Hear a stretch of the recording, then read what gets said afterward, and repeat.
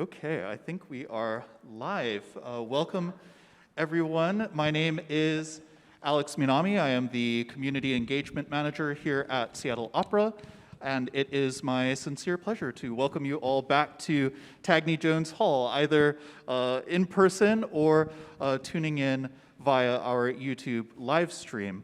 It's also my sincere pleasure and honor to be welcoming our esteemed panelists here today. I would like to begin by introducing our moderator for today's community conversation, Vivian Phillips. Vivian is a communications professional and arts leader. She is co-host of the podcast Double Xposure, where she and veteran arts journalist Marcy Silman use their voice and platform to plumb the deepest depths and the tiniest cracks of our world to understand how culture and creativity shape our lives. Vivian is also the founder and editor-in-chief of the online magazine Art Noir, a gathering place to explore and center the dynamic creativity, soulfulness, and power of Black art. Vivian has served in numerous communications and art leadership roles, most recently with the Seattle Theater Group and the Seattle Arts Commission. She currently chairs the board of For Culture and serves on the University of Washington Foundation Board. Vivian practices as a communications strategic advisor and arts consultant, actively advocating and creating opportunities for the inclusion of Black artists and artists of color in major developments and projects across our city. Thank you, Vivian, so much for moderating tonight's event. It's a pleasure to have you and Thank you so much, here. Alex. I appreciate it. Well, before we get started, I just want to say how grateful I am to Seattle Opera for hosting these community conversations, for inviting the community into this beautiful space so that we can have an opportunity to explore not only what's going on stage, but how what's going on stage relates to what's going on in our community. Before we get started, though, we are going to do a land acknowledgement, and I feel so honored this evening that Tracy Rector is with us, and so I am imposing upon Tracy, who is of Indigenous and African American descent, to deliver the land acknowledgement, if you don't mind. Thank you so much. Again, my name is Tracy Rector, and I'd like to acknowledge that we here this evening are gathering upon Coast Salish territory, the traditional homelands of the Duwamish peoples. I'd like to also reflect that during this time of harvest, this time of year, we're not far away from, as what I understand is the duck gathering territory just by the water. So it's always wonderful to understand how peoples and communities lived upon these lands for tens of thousands of years in reciprocity with the natural world. If you would like to understand where you are living, the lands that you live upon, you can go to nativeland.ca. Also, to go beyond land acknowledgements, I encourage everyone to understand, come to know, and to learn more about the Indigenous communities near you, especially when it comes time to giving. I strongly encourage to donate to Native and Indigenous-run organizations. In these times of the climate crisis, it's so important to understand the Indigenous peoples are in the front lines of protecting our biodiversity and our world. So thank you. Thank you so very much, Tracy. And we do acknowledge and encourage everyone who's watching to think about what a land acknowledgement means to you, that it's not just this obligatory statement that we're making, that it should mean something to you. We also want to let online viewers know that you can submit questions in the YouTube stream comment thread. I think I got that right. YouTube stream comment thread. There's so many different ways these days, so I'm behind the times a little bit. Now, I just want to say as well that I have never seen La Bohème. I've never seen the opera, but I've seen Rent. And I've also seen Moulin Rouge. And those are two beautiful pieces that were inspired by La Bohème. I love in Rent where they sing La Vie Bohème. And it just reminds me of this beautiful, beautiful opera. And got a chance, I listened to it, but I've never seen it.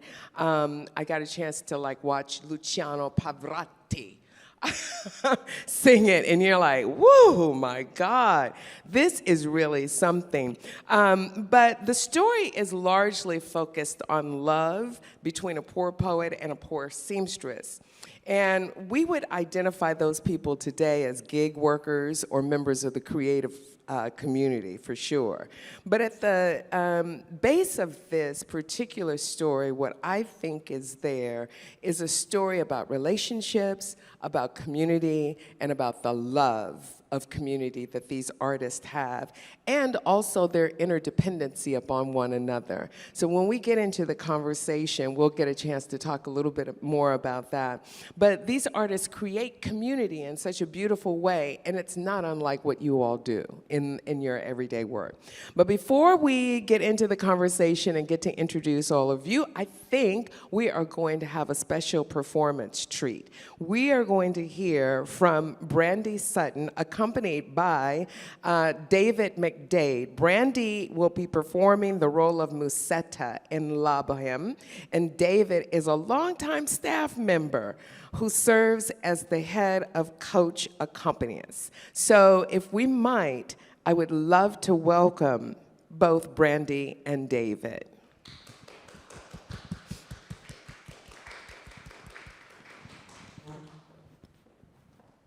And I will add that it's Musetta's Waltz. It takes place in the second act, right, in Cafe Momas. Yay, all right.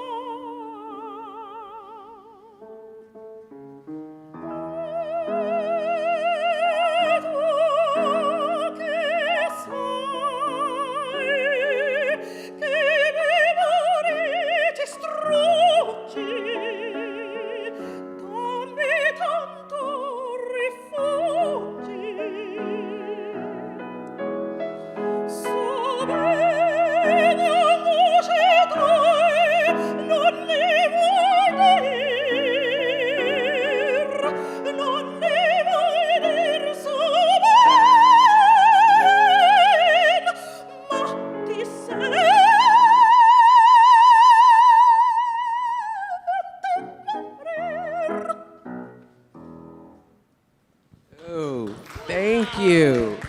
Beautiful, beautiful. We'll be back. We will definitely be coming back to see you perform. Thank you. And thank you very much, David. So Sharon, you said that you would... No, I'm good. I'm gonna sit right here and stay in my lane. I think you said earlier that you had been, practicing. So I just wanted to know, did you still want to, back up? Okay. I'm not ready. Okay, good. Well, this past 18 months, in fact, it feels to me like it's been 25 years. I don't know how long it's been actually. But the past 18 months has been quite interesting for everyone. And I think one of the things that I have actually most enjoyed is that I've had an opportunity to really have real conversations with artists in our community. We've had a chance to connect on a whole different level. We're not just doing business, we're connecting and creating community. So I want to start by asking each of you to introduce yourself and tell us a little bit about your field of work and interject what it's been like for you all in the last 18 months as creatives in this city. Let's start with you, Sharon. Hello, I am Sharon Nairi Williams. I am the Executive Director for the Central District Forum for Arts and Ideas. We produce Black cultural work, and we also help develop artists so that they can produce their own work as well. I'm also a storyteller. I love telling stories about my life, the things I observed, and around social issues. And I do a few other things, but for the last 18 months, how it's been for me, it's been one of, when you're in a leadership role, one of a roller coaster ride, of one of really paying attention to your staff and their needs, and not just your needs, and just trying to make sure that they are taken care of, as well as the artists that you work with. And then as an artist, it was one of, I'm not ready to tell this story about being in COVID right now. And so it was making the decision to say no to opportunities, but then also trying to figure out how to present my work online. Interesting. Thank you so much. You are a lot of other things. Maybe we'll get to it during the course of the conversation. The same is true for Tracy Rector. Tracy, tell us what you're doing, what's your field of work right now, and how this last 18 months has affected your field of work. Sure, thank you. So there's been a lot of time to reflect, and one of the things that I came to understand this year was that exactly 35 years ago, I first began volunteering for Daybreak Star Cultural Center, as well as Atlantic Street Youth Program. So I've been embracing the journey that I've been on for 35 years, working towards Indigenous and Black liberation, and feeling just the power of committing my life to be in service to our peoples. And that's just changed my outlook and my framing for how I've been, choosing to use my time. I've been working harder than ever. And this is coming from a person who has been a filmmaker for 20 years, a community organizer, an arts curator, running a scrappy nonprofit. And now I find myself working with an organization that's in solidarity with Indigenous peoples to protect this earth. And in order to do that, it's a 24/7 commitment.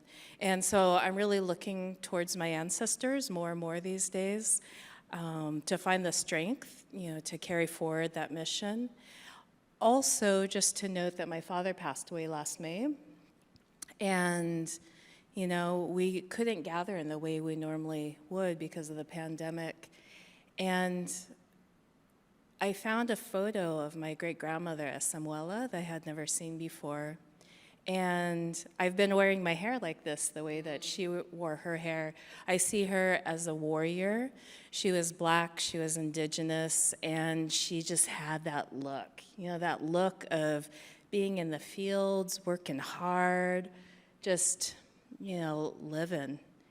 And so I've been feeling that strength and really wanting to make time on a daily basis to honor her survivitude and thrive more and more. And it's not easy. What's the organization that I know you founded Longhouse Media, correct?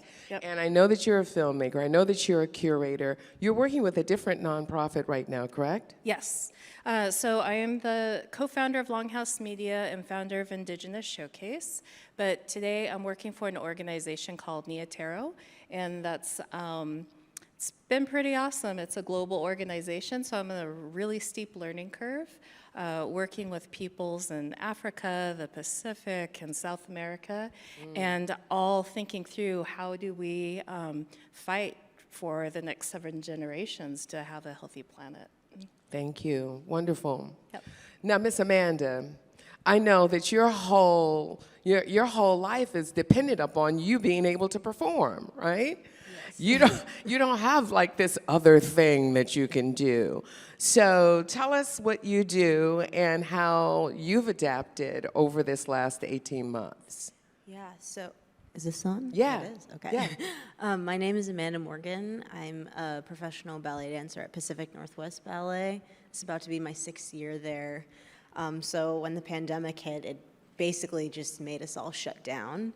A lot of my colleagues, including myself, were obviously upset because we couldn't perform, but in a way, there was a lot of things that opened up opportunities for me in a way that I didn't think it would, because the workplace that I'm in is so structured, and I'm really young. So in a ballet company, when you're young, you have your certain opportunities, and then you're kind of like meant to learn stuff, or you're just in the back, or you're doing your thing.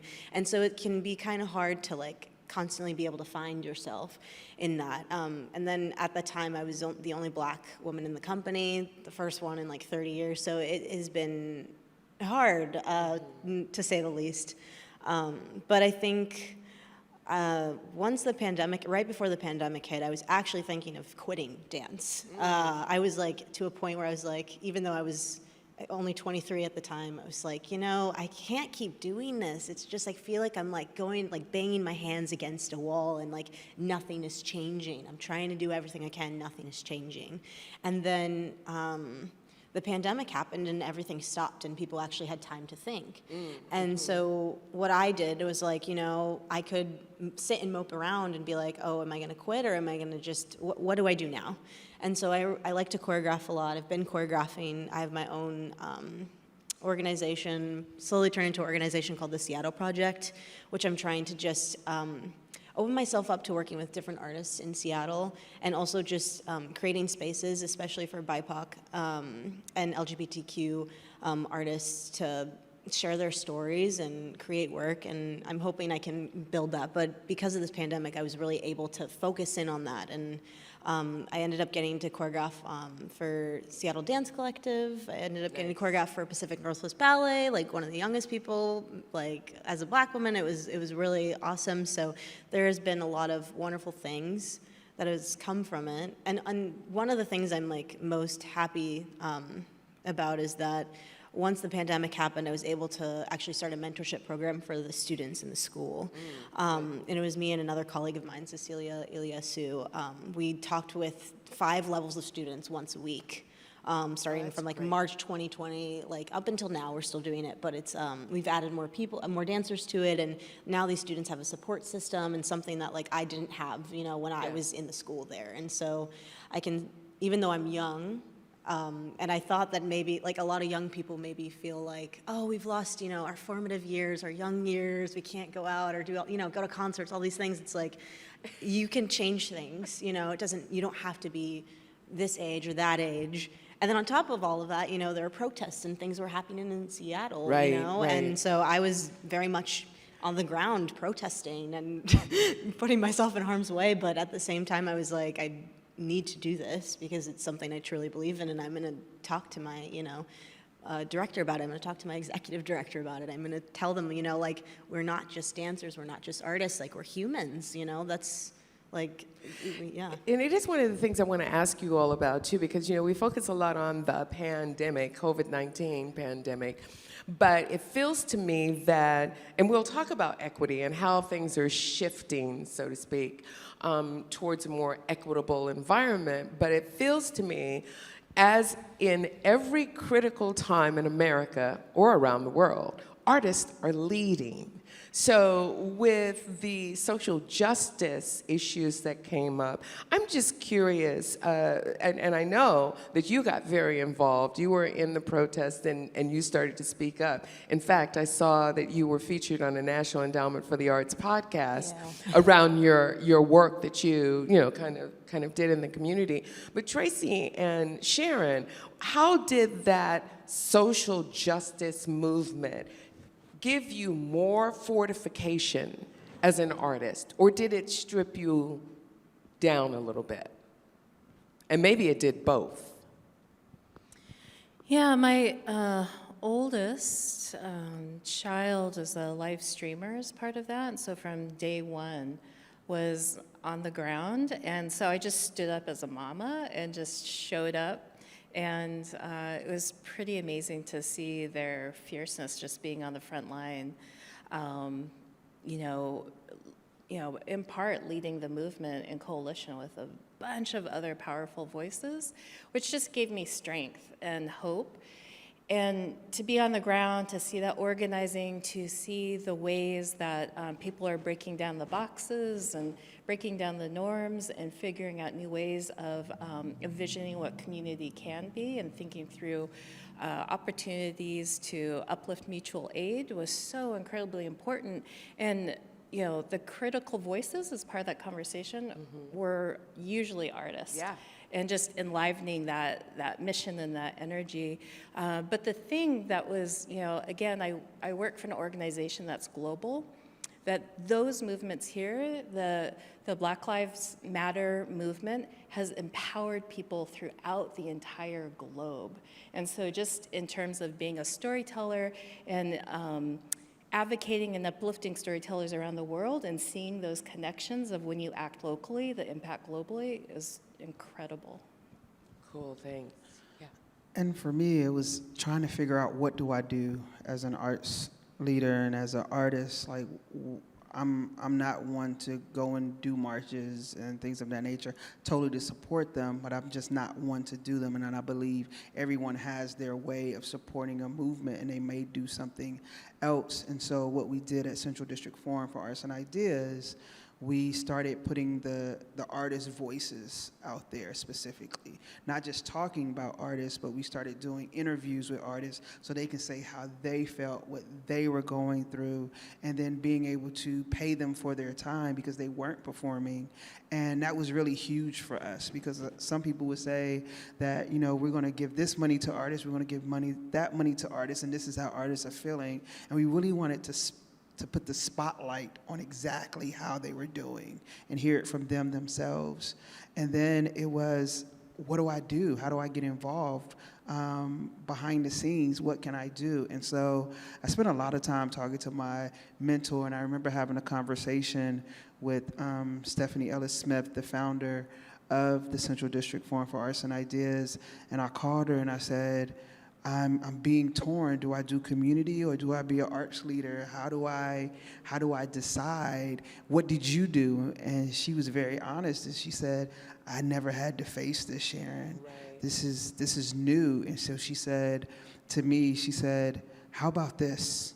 How about dedicating this time right now and being very specific about how you work in community, and then you can then move, when that has settled down, you can then focus on the organization. And so I talked to my staff and I said, this is what I'm gonna do. And that's what made me join the Equitable Initiatives Community Task Force for the mayor to put $30 million in the community. And that meant I could be at the table as an artist and push it out there and give that time. And my staff supported me in doing that. Thank you for that, too. Thank you for that work. And I often ask myself, I wonder to what extent would these things be happening had it not been for such a world-changing event. both the pandemic and the social justice movement. And I believe that all things happen exactly when and how they're supposed to anyway. But one of the themes in La Bohème is, it's bohemian, right? This whole concept of being a bohemian has been essentially assigned to the arts community. But what has also been assigned to the arts community is this vow of poverty. And the one thing that I think about just driving here today, essentially, is, even in La Bohème, they were housed. They had a place to be. It wasn't the greatest place in the world. Same thing true with rent, right? You got to pay the rent. But how do you all, or how were you moved around the necessities of creating community among artists and taking care of one another? Was that intensified as a result of what we were experiencing? I mean, I know in my case, it was intensified with artists that I knew outside of PNB. It was intensified more so with my artists of color that I know, because I know that is like just a very different experience to go through. And then, I mean, I think it intensified other people that are friends with me that were like, are you okay? Like things like that. But I think in general, I was just kind of aware of like, just thinking in general about like humanity and like trying to be kinder to people, trying to like have these moments because we had masks on. There was no like, so it's just like even trying to have conversations, even if it's 6 feet away, like I was more aware of that than I was before the pandemic happened and before all of that happened. And now I feel like I'm able to actually really like indulge and be grateful in those moments because they are really, really special and honestly matter more so than a lot of other things. I've heard the word gratitude and gratefulness used more in the last 2 years than I ever have in my whole life, and I do think that that's what we've experienced. Tracy, Sharon, you want to pop in? Yeah, for me, it was picking up the phone. I think I spent more time on FaceTime and Zoom and with family and friends and other artists of just calling to say, how are you doing? Is there anything I can do for you? Can we have this conversation? Like, I don't want anything. I'll leave a message and say, I don't want anything. I think I learned that from our friend Umeme from a long time ago of just, sometimes it's just about, with other leaders, I'll send a text and say, I'm thinking of you, love you, and just really trying to keep that connection and that bond and let people know that I was thinking about them no matter what was happening. And I think it just made me relish in relationship. And when you're going through things and when you go through your career, people are telling you that it's all about relationship. And I got an opportunity to really see what it meant to be in relationship with folks and really appreciate them for who they are, not for what they do. And I think that's one of the major things that I took away from this time period. Tracy, did you have those experiences as well? Yeah, I guess as part of this conversation, what came to mind for me was, walking here tonight. I was like, oh, Lord, I don't even know if I know how to talk in public anymore. How do I be in relationship to people? And I've been thinking about that. As an artist, I'm a really sensitive person. And I was on the go, like pre-pandemic. I was plugged in all the time, not feeling my feelings, just being and showing up. And I've had time to sit with my feelings, and that hasn't always been great. It's been kind of isolating and lonely and painful in many ways, but it's also allowed me to, morph into this kind of new Tracy that's thoughtful, that pauses, that thinks ahead rather than just kind of showing up and being, but just really takes into consideration other people in a new way. And so I am grateful for that, but it's not easy because I recognize in this moment I feel awkward, and it reminds me of being a kid. just like feeling awkward all the time. So I don't know. So I'm relearning. So in many ways, it's a coming out of Tracy in a different form as an artist. That's good. I'm gonna miss food deliveries. It's the one thing that I really grew to love, right, during the pandemic, because I got lots of food deliveries. Sharon, you talked about kind of that shift as a leader that you had to make. It was a difference between really empowering a staff versus taking care of your staff. I'm curious about whether or not all of you experienced a surge or a necessity to step up as a leader. And what was that moment like, if you can identify a moment that you actually had to become this leader? Musetta in La Bohème, she's the one that takes action to get her friend's rent paid, right? It's not the cutest thing in the world, but she does that. And it just made me think about, in these environments, somebody has to step up and say, okay, we got to go this direction. I think for me, I've had to learn how to become a leader virtually, which is just so weird. And it's virtually, but then there's also this other layer of recognizing having to become a counselor too, that, in this moment with staff, and recognizing that a number of artist friends have lost housing or have had to, move into different housing situations or major life changes. That's been a way that I've been learning to show up as a leader, is just being a deep listener and learning to be compassionate, empathetic, but also that takes a lot, and learning how in this moment, virtually practicing these new skills, stepping up in a new way, do I take care of myself too? And so that's been a big learning curve to think through my own health and well-being, in this moment. I recognize it as intentional compassion, which is, a muscle that you have to actually exercise and learn how to build. I want to move on to talk about economic and equitable recovery, because that's where a lot of the conversations in the arts community are now being centered. When we are returning to a performance environment, of any kind, as well as just thinking about how the arts are supported in our community, equity is at the forefront of that. What are your hopes, I guess I should say, for how Seattle, our community, addresses equitable recovery?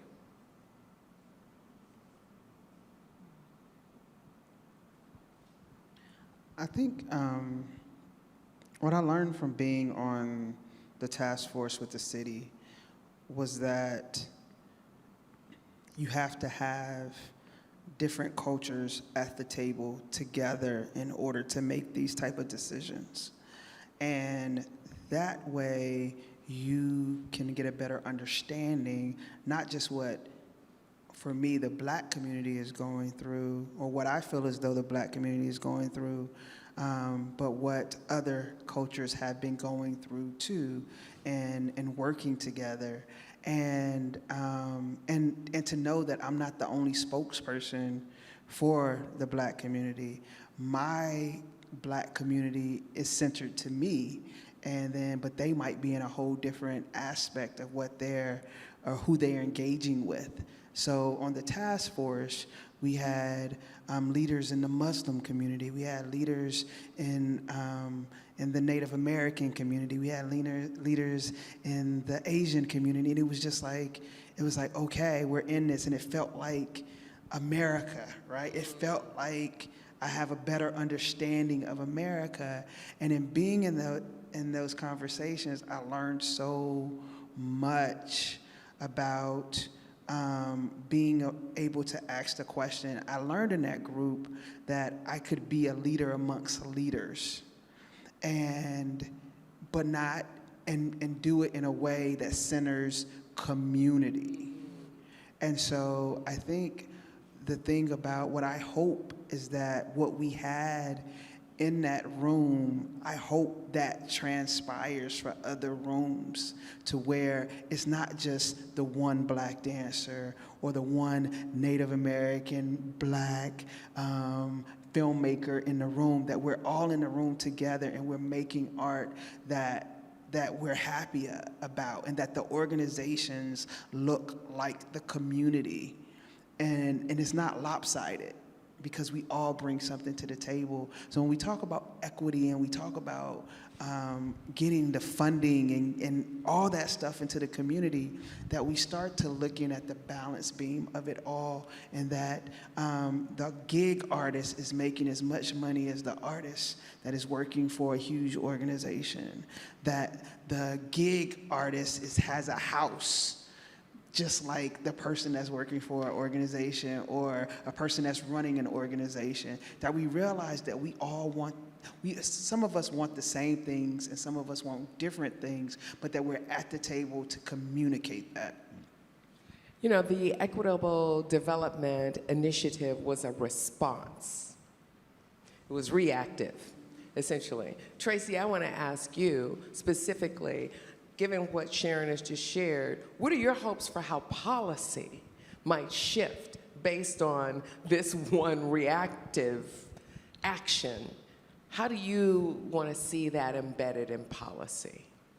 I don't know if I'm allowed to say this because I don't know if he's a funder, but why didn't we tax Bezos? Like, how many billions of dollars? I'm sorry, but billionaires of... So you're about to tax the rich. I'm all about tax the rich. You know, when I think about equity and I think about how much do we all pay for parking at night, that made it accessible for us to be here. I want that every day. I don't want capitalism to be governing our ability to be together in community, to have access to arts. I want mutual aid to be part of life. I want education for all. I want low and reduced access to healthy, safe living conditions. I want low parking rates. I want all of that, and I want to tax the rich. I'm all about that, so. All right, Yeah. there's a policy agenda. That's new. We never heard that one before, right? Amanda, thinking about you as a up-and-coming leader, and you may not see yourself as that right now. It's a label that you're getting tonight, because you actually are. But what are some of your visions for how policy changes and shifts should be made in order for us to have an equitable arts environment? So this is a very particular place, but at PNB, for instance, are like a huge nonprofit organization that has tons of funders. You talk about equity, and you can add a few people of color into the mix, but usually they're dancers, or maybe one's a choreographer, and it's like one choreographer out of like 20 for the year. But when you look at the people that are in the front of the room, the people that are the ones making decisions, if that isn't reflective of what we see every day in the community, then like it's not gonna change. So for me, that's like one thing that I want to really push for. Like in general with any arts thing, is like I want to see people that look like me, or look like how our community looks like, which is diverse. It's not just this or that, and it's not just tokenized. There's not just one of this and one of that, but there's multiple. I want to see multiple artists of color. So yeah. So you're looking for shifts in organizations that then possibly have an opportunity to help move policy forward in a different way. Yeah. Sharon, I was talking with a mutual friend, Michael Greer, earlier today, actually, and we were talking about how incremental changes can lead to big shifts. I'm curious about what you all think about the way in which you are watching change towards equity in the arts environment take place. Are you looking for big sweeping changes immediately, or are there, small things that you're kind of making note of that organizations are doing? or even that you're doing in your own organizations to push forward an equity agenda?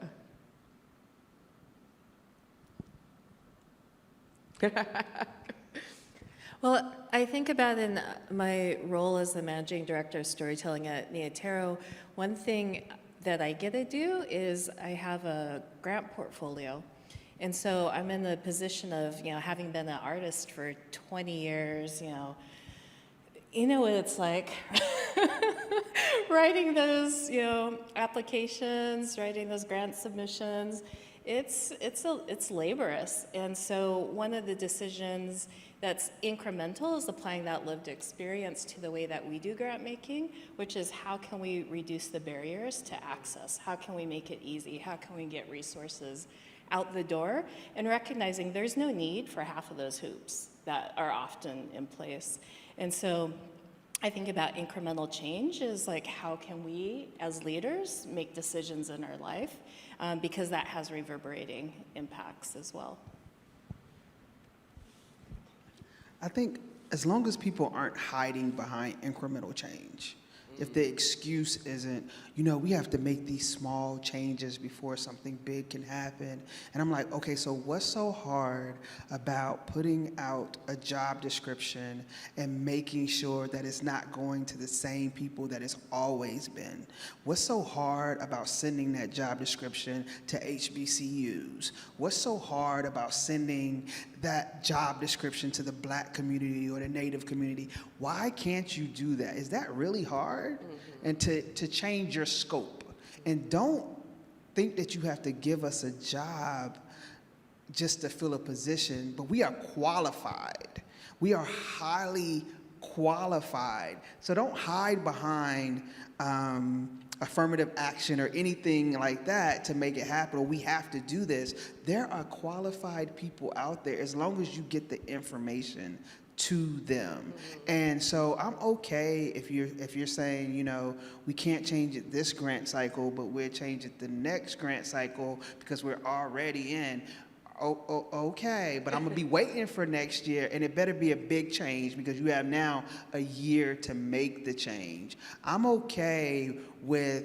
not okay with people saying that, well, we can't change our entire season to look more colorful, but they just did that on Broadway, right? So we can't do it locally? You know what I'm saying? Like, what you hiding for? You trying to tell me there ain't no Black playwrights out there? Come on now. Like, there's access to stuff out there. And so, yes, some things have to be incremental, right? With the city, you got to go through all these budgets and changes, and all these people got to okay it. But there's things in your organization that doesn't have to be incremental, and don't hide behind that.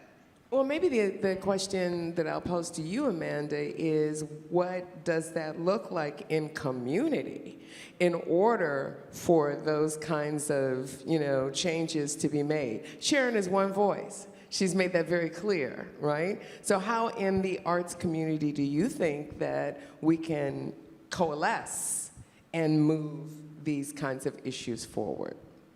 Yeah, well, I think accountability is definitely one, and accountability and camaraderie, with artists in general, even if it's not your organization, but you're passionate and you're like, hey, I have an artist friend that is saying, this needs to happen, the more voices and the more pressure we put on people to change things, it's more likely to change. I know that might sound I don't know. I like to think more hopefully, but then I get caught in the thing where I'm like, oh, it's gonna everything's gonna happen at once, and then it doesn't at all.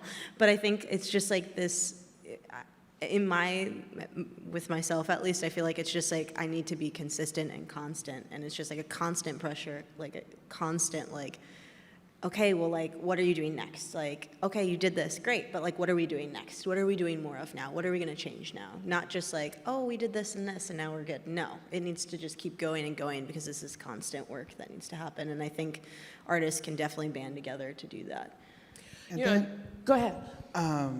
But it makes me think this question around equity, Vivian, you was heading the Seattle Arts Commission, and we had this, and Tracy, we were on the Arts Commission together at the same time. And Amanda, you will be on the Arts Commission soon. And we were pushing equity. Equity was, and this was years ago, right? And we was pushing equity. And so Seattle, I know in Seattle, it was already being put out there as something to do. And then everything, the social unrest happened. And I was like, okay, now let's really do it. And so some things I'm like, these aren't new conversations for us. We've been having these conversations for years around equity and housing and paying artists at their right rates and getting different people that look like us in the spaces. And now, don't give me an excuse of why that can't happen immediately, because you've had the time. Right, right. You know, I feel the same way. Thank you very much, Sharon, for bringing that up, because I'm like, what time is it? Wasn't that 10 years ago when we were talking about this? But I think that it is indicative in many ways of the way in which our community segregates the arts. I think that there is this thing that happens where it's everything else and then the arts. And so now they've learned how to learn from us, I think, because we've been in the forefront. But that's also another thing about the arts community and artists. They lead, even if you're not, considering yourself to be a leader. So as we lead into the more optimistic, changed times of the future, how do you all think that large, mid-size, and small arts organizations can work together for the good of the whole arts community? I'd really love to see organizations come together and to leverage their collective power for space and to start taking up space, having land, having community centers. And I hear these conversations happening. For example, I know Northwest Film Forum is starting to do kind of an assessment of what does it look like to be in community with other arts nonprofits to create a holistic space to take care of community. That's really exciting, and I love hearing those conversations. Yeah, cool. Yeah, I think, Thoughts?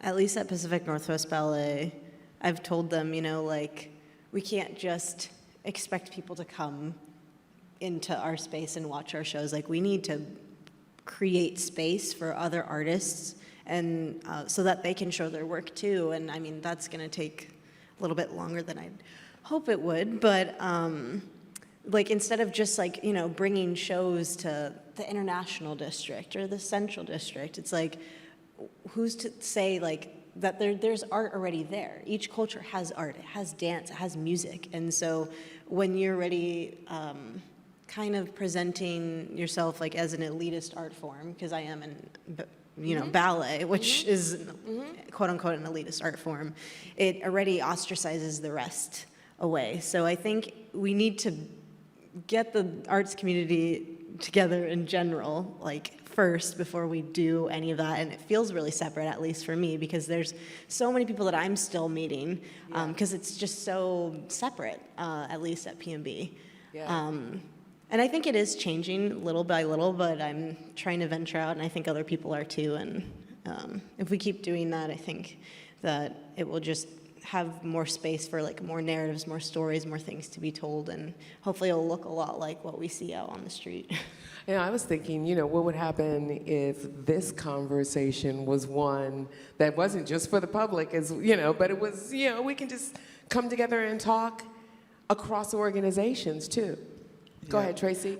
Tracy, I'm sorry, and then Sharon. Oh, yeah, sure. I was going to jump in, too. I'm starting to see a trend where people are rejecting art as commodity, too, and I think that's where we're going to start seeing that art's not just this separate thing, but artists are coming together in collectives just for the sake of creating art again, just self-expression, community care, and I love that. I love the rejection of it's not about the performance of creating for others, but it's just about being in community and creating together.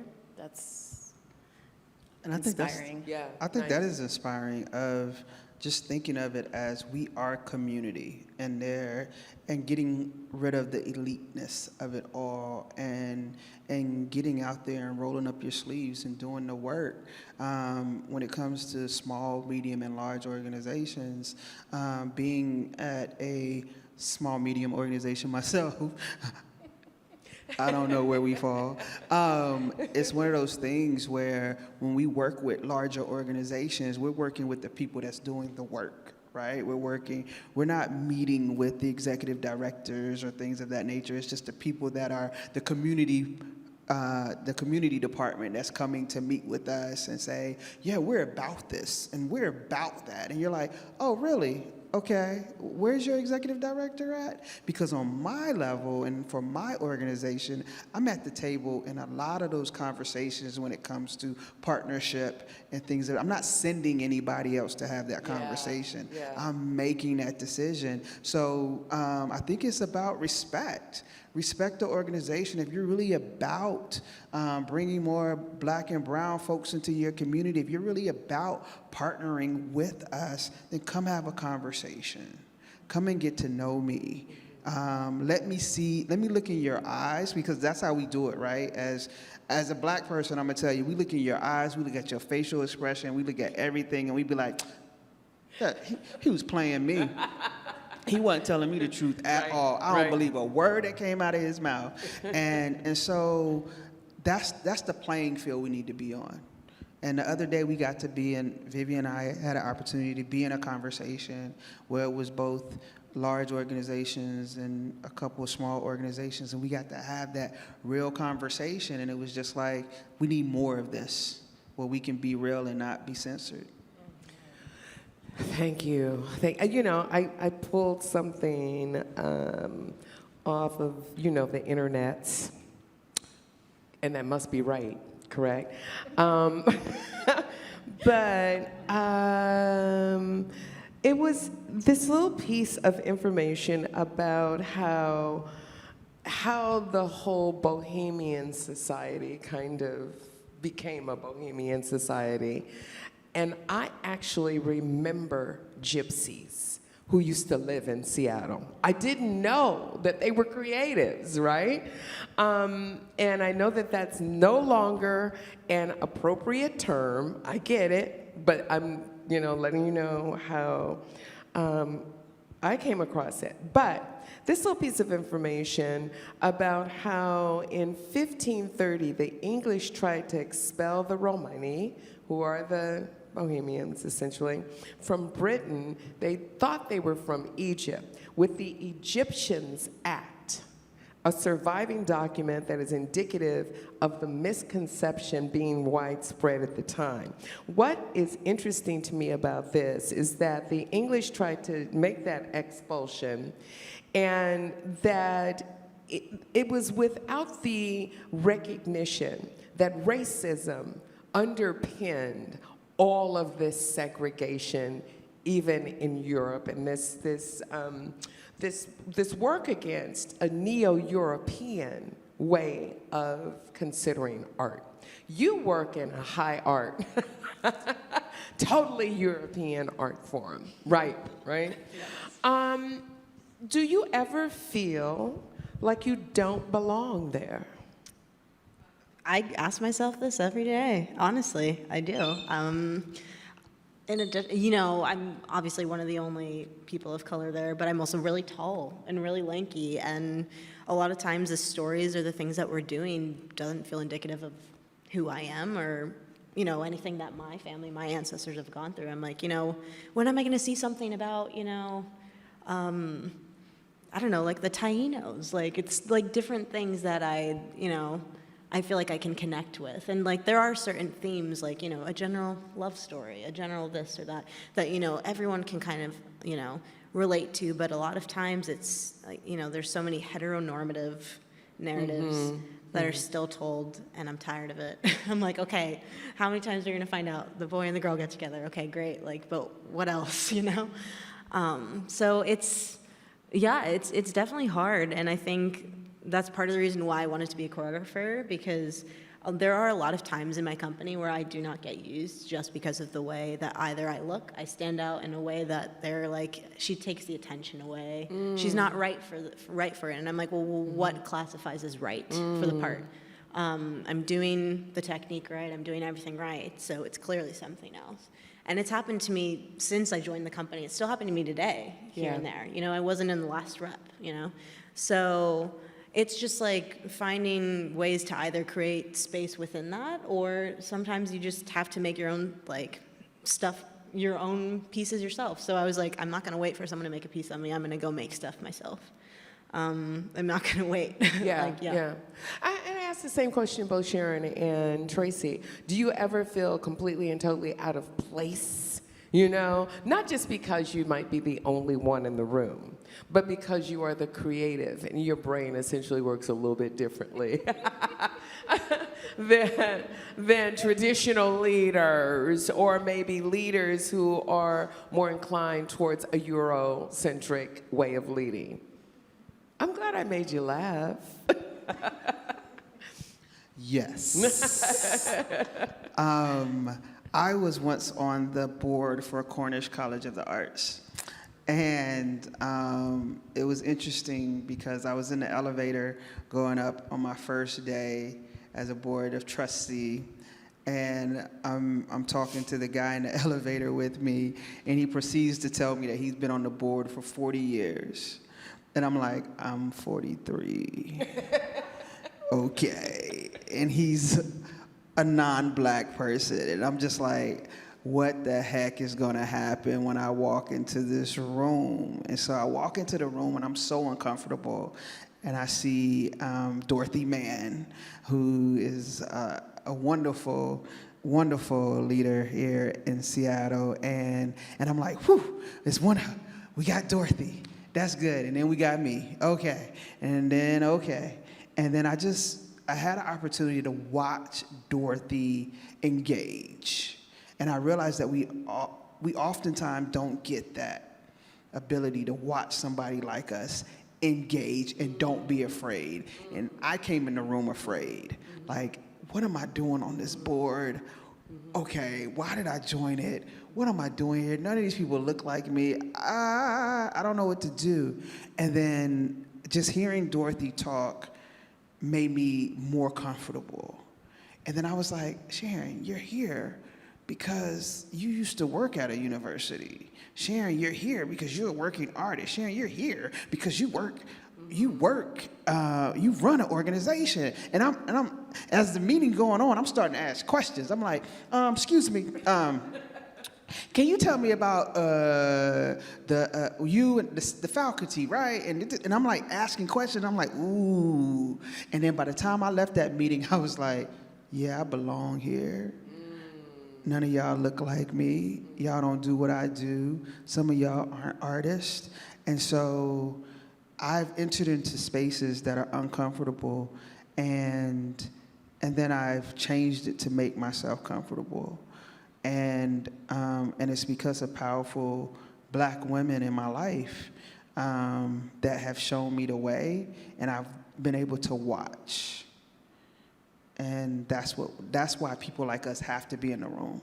I love that. So it's not anyone's responsibility to make you feel comfortable in the way you move. It's all about your own perception. Love that. Thank you. Tracy, thoughts? So many thoughts. Well, I'll start off with, I always feel imposter syndrome all the time, no matter what I do, that's a constant. In my industry, if I can call it an industry, media making, when I first started 20 years ago, 15% of all media makers were BIPOC. And then 20 years later, can you take a guess what that is? Still 15%. After all, I think it has gone down a little bit too. After all the initiatives, after all the money, after all the, co-thinking and leaders, it's systemic, right? And there's that idea about Audre Lorde's quote about, you can't use the master's tools, take down the master's house, and I'm constantly like, I can't keep fighting, and like knocking on these doors. And so always, always, always embracing, how do we do this differently? How do we build our own tables? How do we show up in a different way that's unexpected, that kind of disrupts that tension, that energy of always me personalizing and inevitably feeling like I'm an imposter. And I have a really great example of this. I was invited to Sundance for their summit as a mentor and to be a guest speaker and teach and train and that whole bit for a week. And after I got done speaking at this one event, this guy came up to me. He's like, "You don't look like a successful producer. How did you get here?" This is a young man of color. And I was just like, who are you talking to? Like, why are you so brainwashed? Whose Kool-Aid did you drink? Obviously I'm here because I've done something. I have something to offer. And it was interesting in that moment, it like drew up in me that kind of fight back, like, no, you can't accept the norm. You're just feeding into this, like, this BS. Anyway, yes, I am embracing the bohemian. I love it. Very good. Yes. In La Bohème, one of the things that the artist community is absolutely concrete about is that they want to be able to be artists for the sake of being artists. I'm curious about any barriers that you want to share that you all may have faced in order to just be artists. My experience is, when you say, hey, I'm going to be a this, a that, anything that's not a traditional, that's in the arts community, my family would say things like, that's really cool. So what are you going to do to make a living? So what's your real job going to be, Talk about your experiences to fight through to be an artist. It's a little bit like what I was saying earlier. I'm starting to notice that trend to just do art, be art, create art together for the sake of doing that, so there's not this overarching goal of it's consumptive or something for others. I'm really finding some fire in that, and I think that's going to transform our lives. So I'm really excited by the bravery of those artists just to be exactly who they are unapologetically. And it's our job to make sure that they can survive. Yes. Yeah. Amanda? I'm trying to think. I think, from the get-go, when I said, I want to do ballet, my family was like, huh? They're like, there's no one there that looks like you. Did they want you to play basketball? No, I'm curious. No, they didn't. No. I do school. I go to SU at the same time, and I'm pretty smart. So I was like, they were like, oh, she's gonna get a scholarship to college. We're not gonna have to worry about it. All of the stuff. And I was like, no, I want to do ballet. Like, I want to dance. Like, And at first, my parents were kind of like, okay, but like, it might be harder for you. So don't, get disappointed when you don't get it. The code word harder. Yeah. Yeah, got it. Got it. It might be harder. And then I didn't realize until I went to the School of American Ballet in New York City, and I was like there was two black women in a class of 40 girls. I was 13, and I was like, okay. So this is what they meant. Besides that, I think just like what Tracy was saying, just like do art, be art. I'm trying to just do that in whatever ways I can, whether it's like I'm just making something small or I'm like reaching out to someone saying like, hey, like, do you want to just collaborate on something and make something just to make it? Like, obviously I would love to, it's important to also pay our artists. That is always important if we're doing like an actual project. But sometimes like with my friends, like when we're not doing anything at the ballet and we're like, okay, we're learning this, but we're not probably going to do it. I'm like, okay, let's go into another studio and make something else that we might actually like better. Like, it's like little things like that. That's cool. Yeah, just do it. I had the same experience. I went to school and then I got a I messed up and got, no, I didn't mess up. I got a master's of business administration. Then I moved to Seattle. And then for a couple years, I worked for a biotech company, little company that made Embryo, you know, the arthritis medicine that you see on TV. And then the company, I couldn't get a job in the arts. I could not. I went on interviews, I didn't know nobody, I couldn't get one, and so I fell back on the master's degree. But then the company merged with another company and I was laid off. And then I had a severance package and I could do whatever I want now. And the art took hold, right? It was like, I'm gonna be an artist, I'm gonna do this. And my grandmother said, I don't know why you broke. You broke out here trying to do this work. What are you doing? You got an MBA. What are you doing? You ain't doing anything. You need to sit. You need to do something, Sharon. You need to stop doing what you're doing. What is that? No, go get a real job. And I was like, yo, I'm happy. I'm so happy right now. But my family didn't understand happiness. They understood I'm doing this because I have to take care of my family. And I'm doing this because that's what they wanted me to do. They understood all of that, but they didn't understand this is what makes me happy.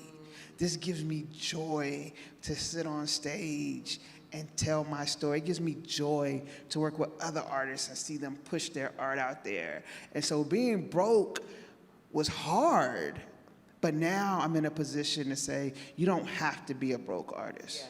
Because if my generation don't help the next generation figure out what it means to have a business plan, what it means to look at your revenue stream, if we don't help them do that, then I failed.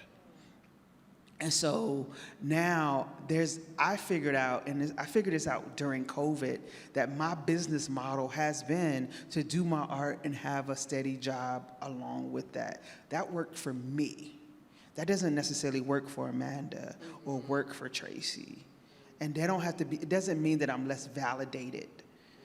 And it doesn't mean that the artist that's a full-time artist is less validated. But that means that we have to pay them what they're worth so that they can live. And that means for everybody, the nonprofits and the for-profits. And we have to encourage that.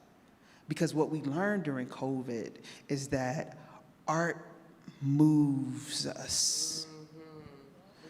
It helps us keep going when we feel like we can't go anymore. Yeah. And they take that, and I think a lot of people take that for granted.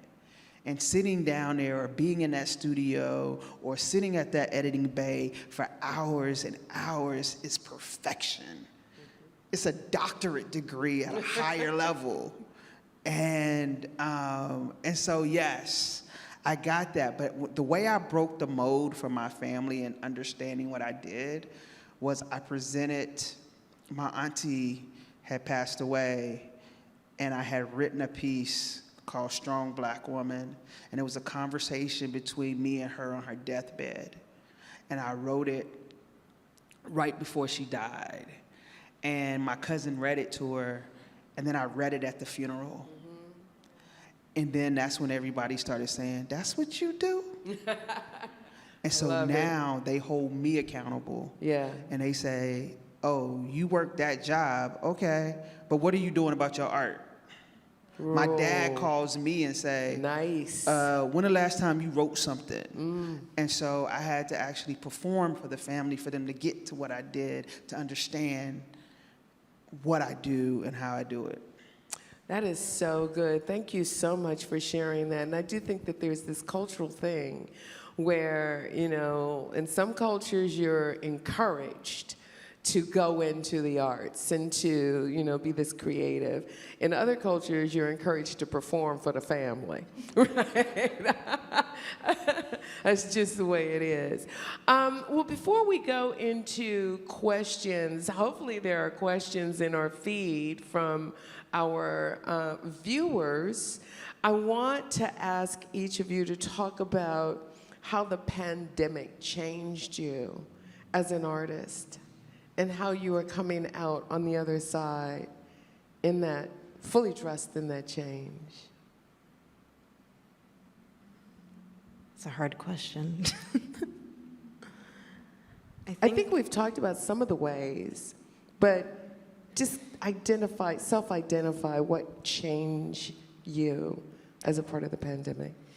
Yeah, for me, this is a question I've been asking myself a lot because I came back into work at PMB last month, after 18 months. So just like asking myself, what were you like before this? And sometimes you get fed up because you're like, I could do this, and I had this passion, or I could do this. But in other ways, I'm kind of I don't know, there's things where I'm just like, I'm saying no more. I'm like, no, I'm not gonna give my energy to that. I'm not gonna even bother getting worked up about that. That has nothing to do with me. In dance or any art field, sometimes it can be competitive. Ballet is very competitive. And so sometimes you can think you're the worst dancer if you don't get something. And it's like, it has nothing to do with you sometimes. So in ways I've gained a lot of perspective in what is important and what isn't.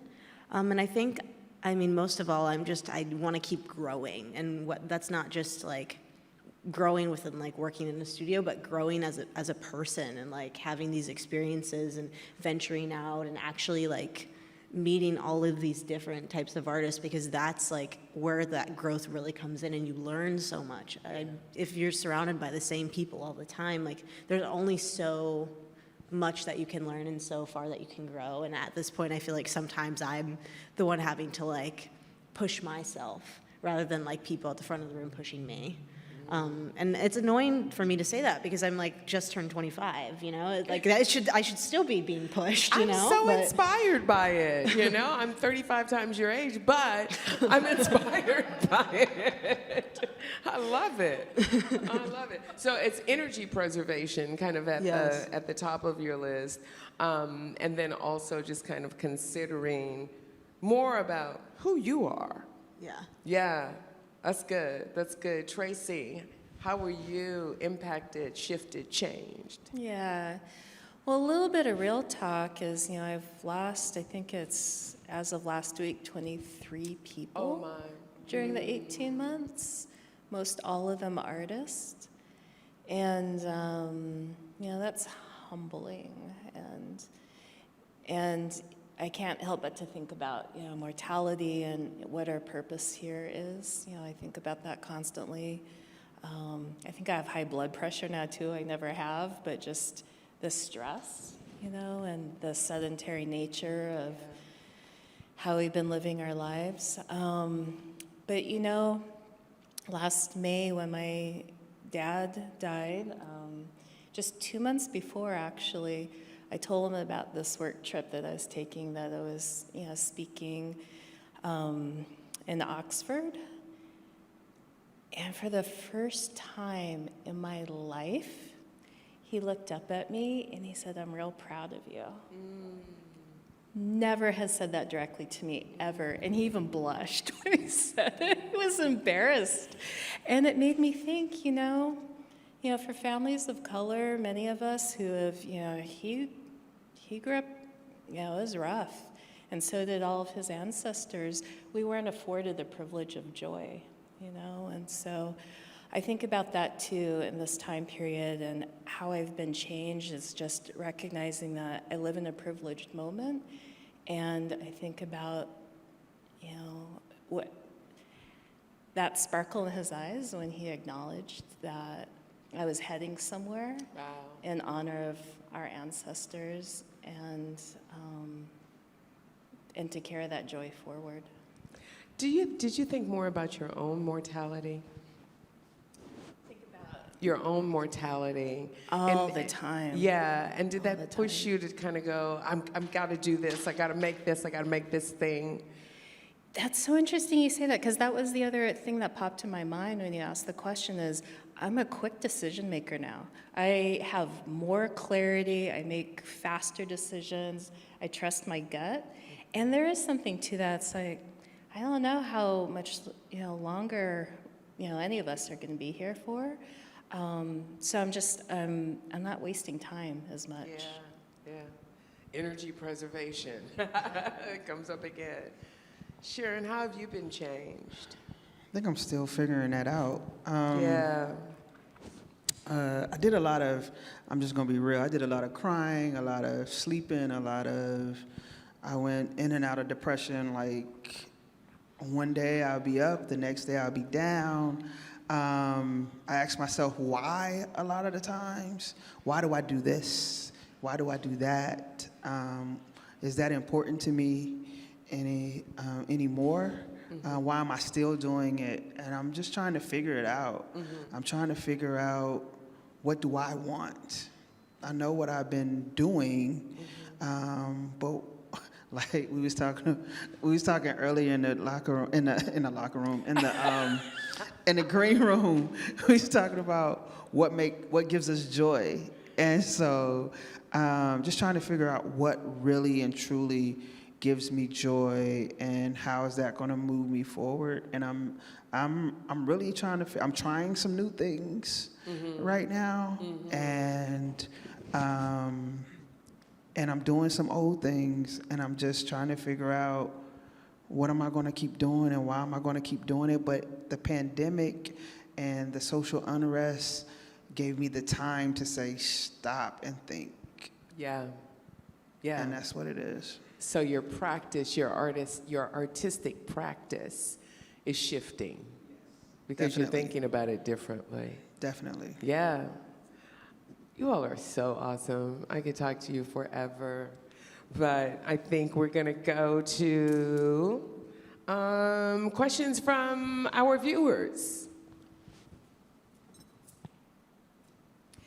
And if we don't have any questions from our viewers, I'm going to go on the street, okay? Okay. I've got a question. This isn't from YouTube. This is just me personally. I know that art, there's a lot of external versus internal influence that happens, and I think a lot from the pandemic turned internal, our focusing on ourselves and our emotions.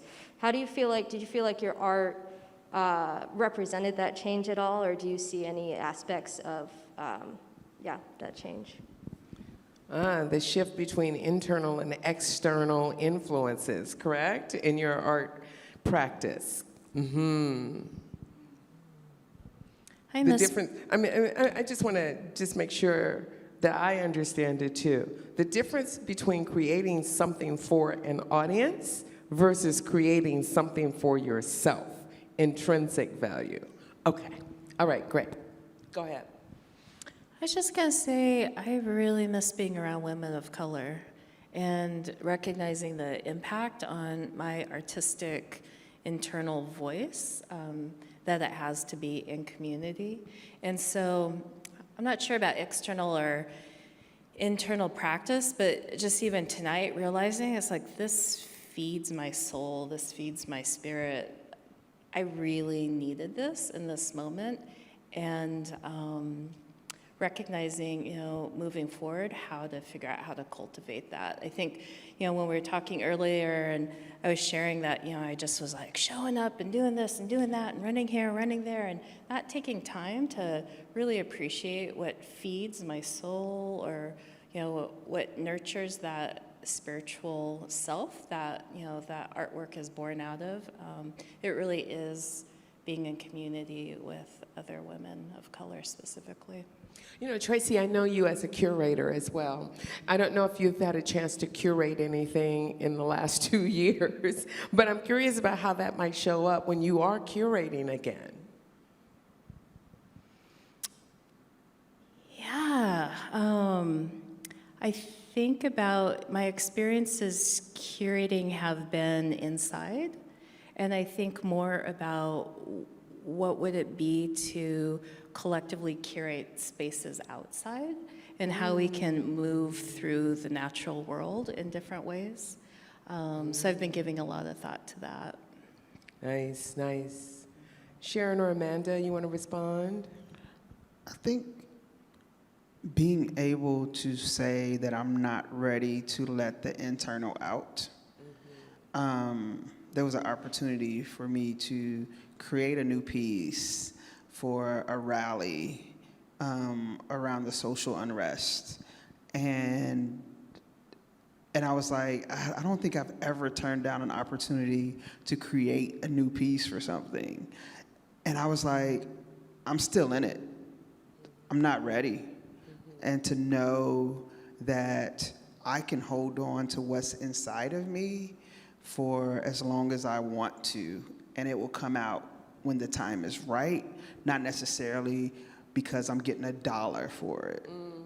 And I think, so I might not write anything about the social unrest or COVID for years to come, and I'm okay with that, because everybody doesn't have the right to know how I feel. I make the decision on when they get to know what I feel. Well, all right then. I like that, though, just being sensitive to the rawness that still exists inside, because I think, and one of the things I know I experienced was a lot of talk among people is, we can't wait to get back to normal. And I kept going, really? That's what you want to do? You want to get back to normal? So it was still feeling like this experience I was having was not ready to express it publicly, so to speak, or just to be in public. Amanda, how about you? I think I'm very eager to make things and create things. So like with every opportunity, I'm like, yes, I just want to do it, because I have such limited opportunities in the workforce that in the workplace that I'm in, even though I get paid well and I have like a nice job and everything's stable and like great. It's like, I want to have that experience, that growth and things like that.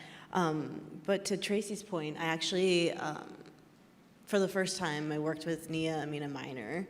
And it was the first time I ever worked with a woman of color and like choreographed with someone. And I was like, this changes everything. Like, this is amazing. And so I think with that, it's like not even thinking about like my audience, but it's like, who do you want to work with? You know, like not just like working with people to work with people or like who's going to pay you, but like who do you actually want to work with? Who do you think is going to make you grow and push you, and who you're going to learn from? And like that, I don't know. That's just, it's enjoying the process itself rather than the outcome. Because when you're in a company that is like so focused on like, okay, we're doing these shows and we're gearing up to this, but then you're not enjoying the actual process. You're not thinking about like all those little moments, like the moments that can be spiritual and transformative and all of these things. I don't know, I'm trying to like find that more in everything I do. Because I mean, that takes up most of the time. That's like most of the time we spend is like the process, and then it's like one show or one thing, and it is gone in a flash. Right. So it's like if you're not enjoying the leading moments up to it, then it's like, I don't know, I feel like I was wasting my time. But in many ways, it's like any job. If you hate the people you work with, True that. it makes the job hard. Or if you hate the work you do, right? Yes, it just makes it hard. There's no joy in that. So in that way, it's like every other thing. Any other questions? We've got one more question. What can audience members do to make changes for artists in Seattle going forward? Great question. What can audiences do going forward to make changes for artists? Going forward, going into the future. This is your opportunity to tell the opera audiences what they can do, or just, you know, in general. Reparations and land back. What does that look like? There's so many different approaches. Give us a couple of concrete examples, All right. Tracy. Yes. First off, I want to acknowledge I made assumptions about our pronouns, so I just want to say that I love being in the company of artists of color, so I just want to acknowledge that. And then examples of land back, please start putting into your wills that whatever properties you have are going to your local tribes. Think about tithing, think about giving rather than consuming stuff. Give to your local food banks, give to your local tribal communities, you know, in ways that matter, not ways that you're not feeling the impact, give in a way that is true and authentic of your ability. And reparations, the same thing.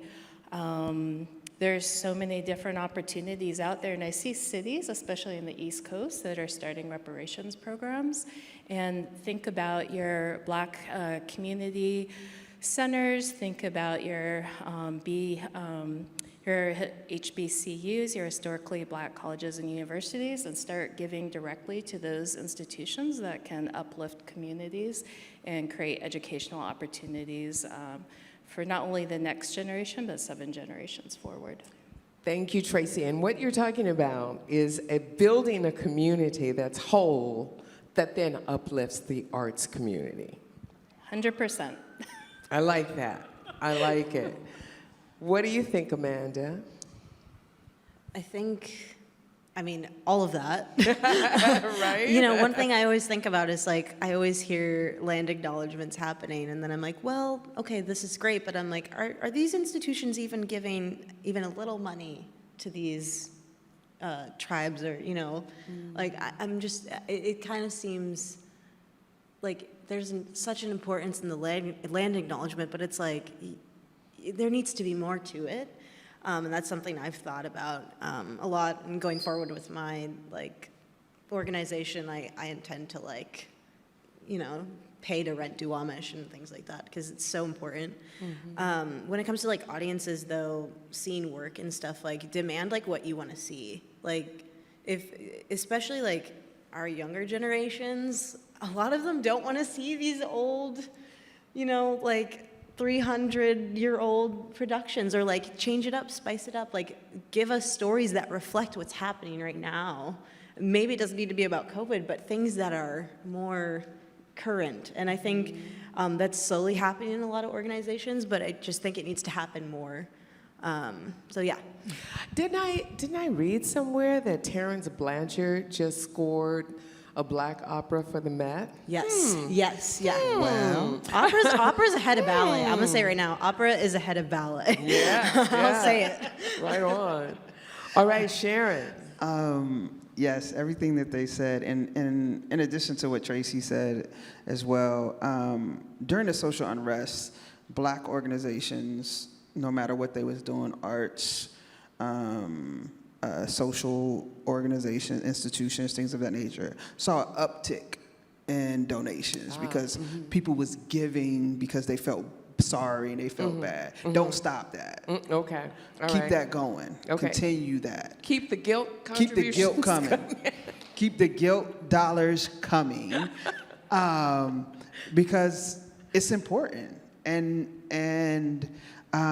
you affect the organization by putting them on a roller coaster ride of this is our budget this year, and we're way up here, and then because the social arrest is done, then you're putting us in jeopardy of having to close because you don't give the next year. So don't stop. Yeah. Don't stop that.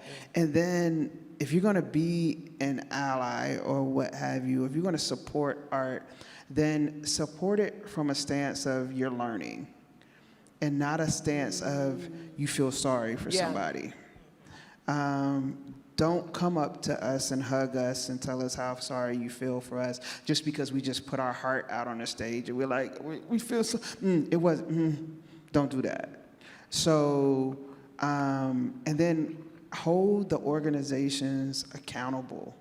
They say they was gonna do something. If they got an equity statement on their website, on that front page, and you don't see any equity, call them out on it. Don't wait for the Black girl in the organization or the Black boy or the Black person in the organization to have to call it out. Yeah.